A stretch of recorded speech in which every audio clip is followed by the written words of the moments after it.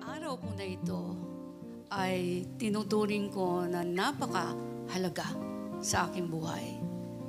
Sapagkat bago po magtapos ang buwan na ito, ako po ay mag-72 na. Praise God. Well, sobra po itong mahalaga sapagkat sa age ko na yan, marami po akong napatunayan na totoong rich ang Diyos. Ang Diyos ay totoong mayaman sa lahat ng kabutihan at kapangyarihan na kinakailangan po nating lahat. Okay. Ang kanya pong richness ay ibinukas niya lahat sa kanyang salita. At hindi lang po yan, ang richness po ng kanyang salita ay inoffer niya sa lahat ng tao na maniniwala at susunod sa salita niya. Sundan niyo po lahat ang sinasabi ko at huwag po kayong papayag na hindi ninyo ito maintindihan. Okay po ba? Tandaan po ninyo ito, ang richness ng kanyang salita ay inoffer po niya sa lahat ng tao na maniniwala at susunod sa salita niya. Totoo po na nasa salita ng Diyos ang lahat ng totoong yaman dito sa lupa at tagos sa langit. Yun po yung maganda sa Panginoon. Anything na marinig niyong salita, ang kanya pong epekto sa buhay natin ay lagi tagos sa langit kapag sinusunod po natin. So yan po ang hindi nare-realize ng maraming tao. Kaya hindi po nila na-experience na buhay ang salita ng Diyos. Totoo po na ang kanyang richness ay ibinukas niya sa kanyang salita. Ganyan po kahalaga at kamakapangyarihan ang salita ng Diyos. Na kailanman, tandaan niyo po ito, hindi magbabago. Lahat ng tao, kahit mahal natin sa buhay, kahit pinagtitiwalaan pa natin, pwede siya magbago. Hindi lang sa pwede siyang magbago, kung hindi, pwede siyang mawala anytime. Tama po ba? So, ang proof po niyan, yung mga sinasabi ko na yan, ay ipinahayag. Pinahayag na po mula pa sa Old Testament, meaning yung kahalagahan ng salita ng Diyos at yung sinasabi ko na hindi ito magbabago kailan paman. So kung mayroon po kayong paglalagakan ng inyong pagtitiwala, na sigurado kayo sa salita lang ng Diyos na hindi nagbabago. Okay, tignan niyo po. Ipuprove ko po sa inyo sa pamamagitan ng salita mismo ng Diyos. Okay. Well, sa Old Testament pa lang, pinatunayan na po itong sinasabi ko na ito. Pakinggan niyo ang sinasabi sa Psalm 119, verse 89. Look at this. Sabi rito, your word, Lord, is eternal. It stands firm in the heavens. In Isaiah 40, verse 8, the grass withers and the flowers fall, but the word of our God endures forever. Nakita niyo po yun? Mananatili ang salita ng Diyos magpakailanman. And in Malachi 3 verse 6, well, sinabi mismo po ng Panginoong Diyos, I, the Lord, do not change. Praise God. Kaya hindi po niya babaguhin ang anuman sa salita niya. At sa New Testament, lalo pa po itong pinagtibay. Look at this, mga kapatid. Ang sabi sa Hebrews 13:8, Jesus Christ is the same yesterday, today, and forever. And remember po sa John chapter 1, ipinakilala na si Jesus mismo ang Word. Balikan niyo po yan. Napakaganda po yan. Then, diniinan pa po ito ni Jesus mismo sa Matthew 24 verse 35. Look at this, ang sabi ni Jesus, heaven and earth will pass away, but my words will never pass away. Sa Tagalog, ang langit at ang lupa ay maglalaho. Ngunit ang mga salita ko ay mananatili. Again, mananatili, ang sabi ni Jesus, magpakailanman. Well, totoo po ba ang sinabi ni Jesus na maglalaho ang langit at ang lupa? Yan po, hindi kinukonsider ng taong pag-aralan yan. Pero gusto ko pong sabihin, since si Jesus po nagsabi, mangyayari ito. Kapag sinabi niya, yun ang siguradong mangyayari sapagkat si Jesus ang katotohanan. Kaya sa Book of Revelation 21 verse 1, kinonfirm po ito. Ang sabi rito, pagkatapos nito, nakita ko ang bagong langit at ang bagong lupa. Naglaho na ang dating langit at lupa. Pati na rin ang dagat. So, maasahan po natin na lahat yan ay magkakatotoo. Kaya sinabi po ni Jesus na sa langit tayo mag-ipon ng kayamanan. Sabi sa Matthew 6, verses 19 to 21 in Tagalog, pakaganda po nitong sinabi ni Jesus na ito. Sabi niya, huwag kayong mag-ipon ng kayamanan para sa inyong sarili. Pakinggan niyo po yun, para sa inyong sarili. Dito, sa mundo. Dahil dito ay may insekto at kalawang nasisira sa inyong kayamanan. At, ito, importante po ito ang susunod, at may mga magnanakaw na kukuha nito. Verse 20, sa halip ang payo ni Jesus, mag-ipon kayo ng kayamanan sa langit, kung saan walang insekto at kalawang na naninira at walang nakakapasok na magnanakaw. Sapagkat kung nasaan ang inyong kayamanan, naroon din ang inyong puso. Yan po sinabi sa verse 21.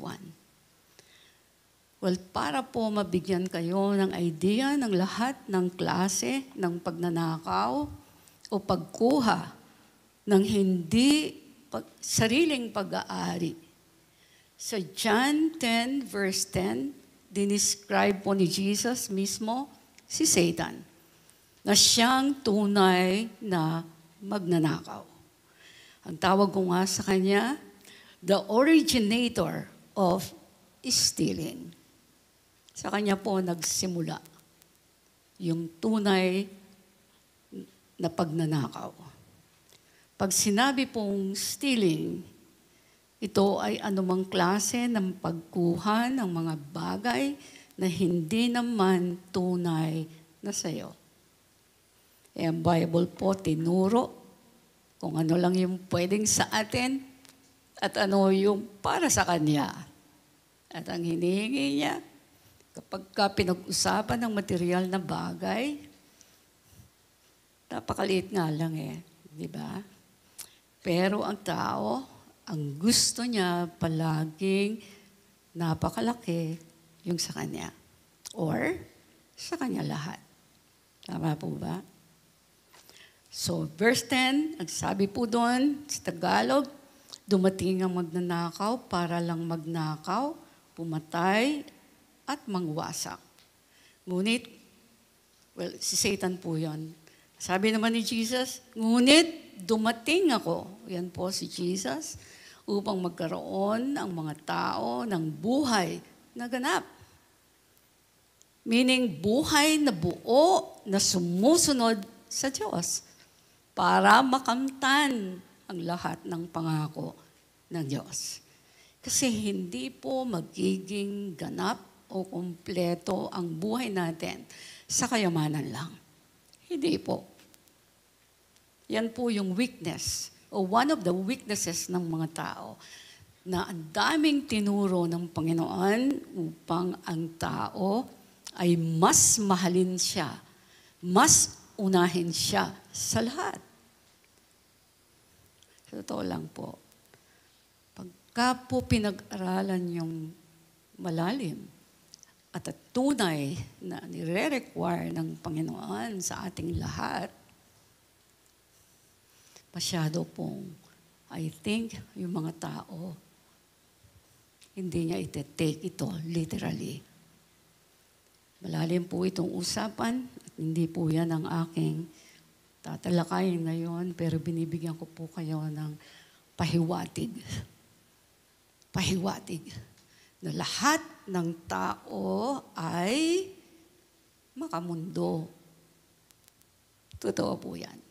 Kaya ang ginawa ni Jesus, pumarito siya sa lupa para yung mga taong makamundo ay maging makalangit.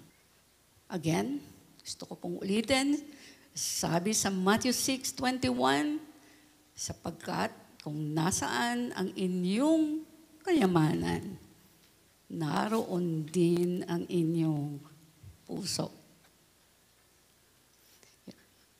Napakarami ko pong patotoo rito, kaya lang mahaba-haba po itong mensahe na ito.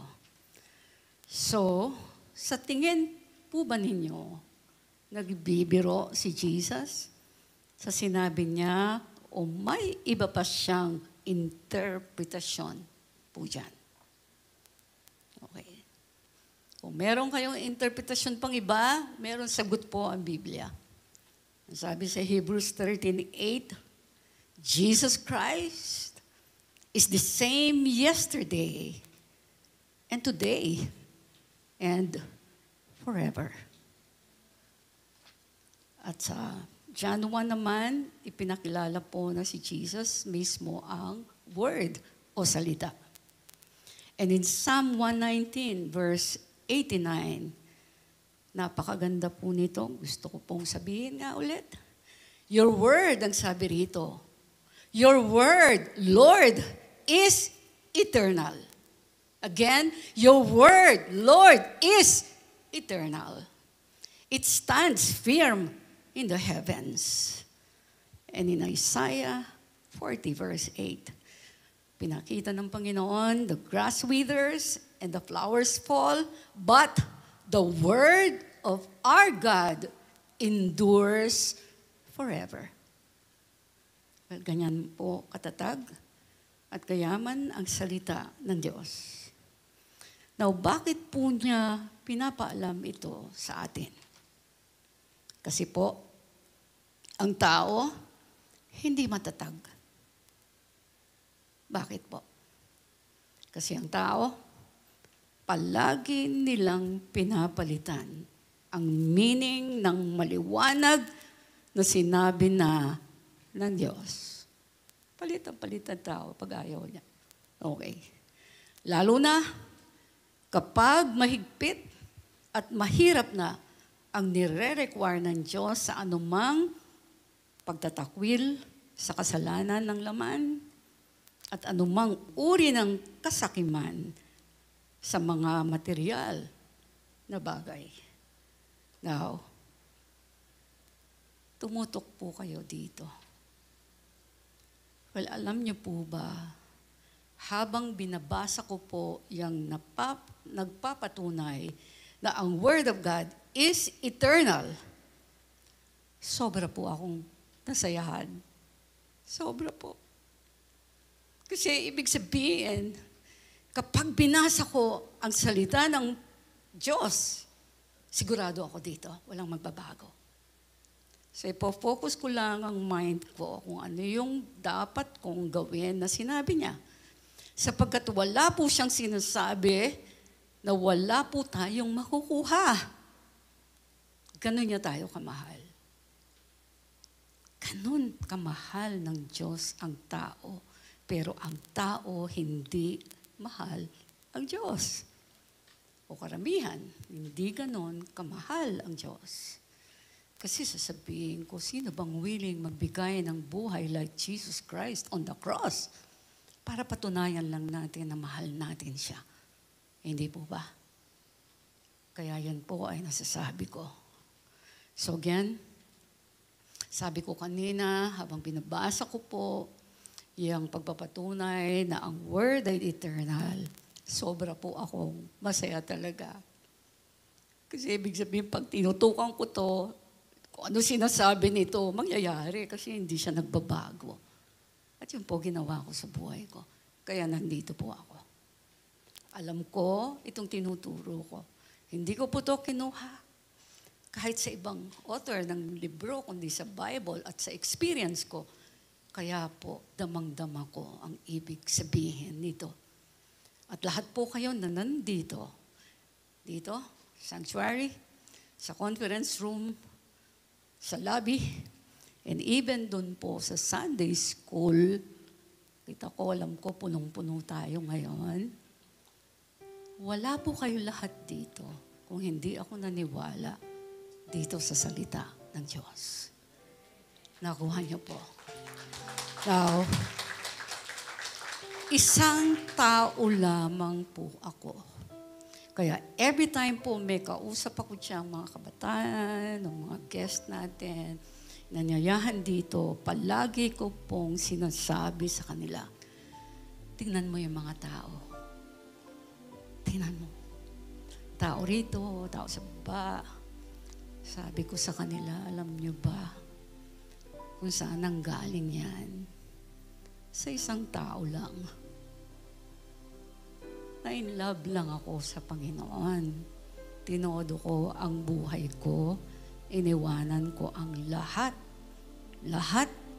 Mahal sa buhay, mga anak, yaman. Dito sister-in-law ko, magpapatunay.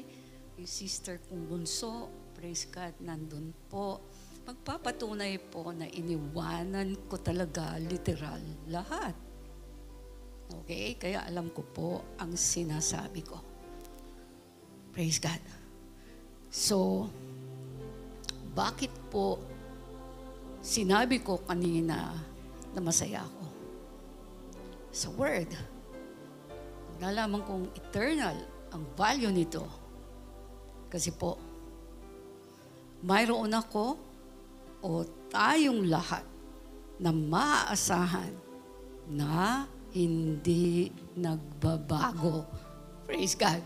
Ano man ang nangyayari po sa paligid natin, meron pa rin tayong aasahan, sasandigan, ang Diyos na hindi nagbabago, na nagpakilala sa salita niya. Di po ba? Now, say this aloud, mga kapatid. Dito, sa lobby, sa conference room, even dun sa Sunday school. Tama ba? Room. Alam niyo yung Sunday school room natin, hindi lang bata po nandun. Punong-puno po ng matatanda rin. Kaya kailangan natin yung building na malaki. Right? Ipag-pray nyo po. Okay, say this aloud. Church, sa salita ng Diyos, mayroon akong maasahang matatag at hindi nagbabago magpakailanman. O palakpakan niyo po ang Panginoon. Siya yung salita eh.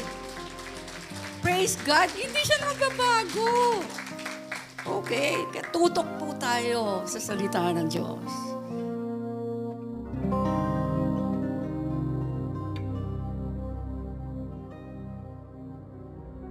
Hello and welcome to Trumps Go. Trumps Go is an acronym for the Rock of My Salvation Global Outreach that fits our purpose statement perfectly. To go into all the world and preach the good news to everyone. Matthew 28:19. Therefore, go and make disciples of all the nations.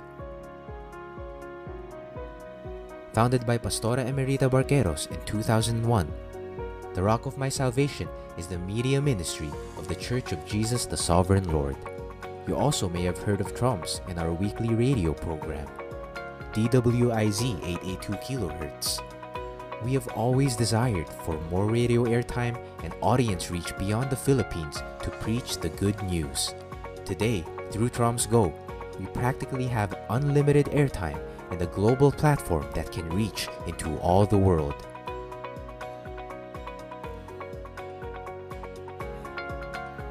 To accomplish our mission, Pastora Emerita is taking the preaching of the gospel to another level. We are excited to invite you to join the Trumps Go community. Once you become a member, here are some of the benefits and exclusive content that you will get to enjoy. Fresh visions and revelations about God's Word to Pastora Emerita. Receive your Now Word and make room for the life-changing presence of the Holy Spirit. Mentoring by Pastora Emerita.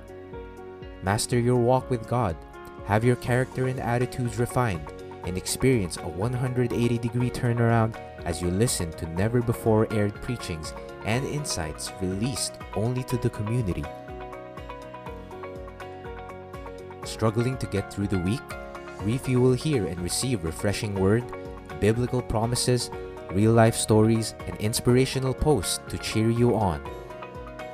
Get an inside look as Pastora Emerita takes you behind the scenes of the making of her messages, her own lifestyle of worship, her journey as a pastor and a mom, and learn her secrets that led her to true success in life. Engage with the Trumps family as we share personal insights to Pastora Emerita's messages, host online discussions, Q&A, and create opportunities for you to serve and help build God's kingdom together. If you want to break free from problematic patterns and cycles of life and desire true and lasting change to become who God designed you to be, we welcome you to the Trumps Go community.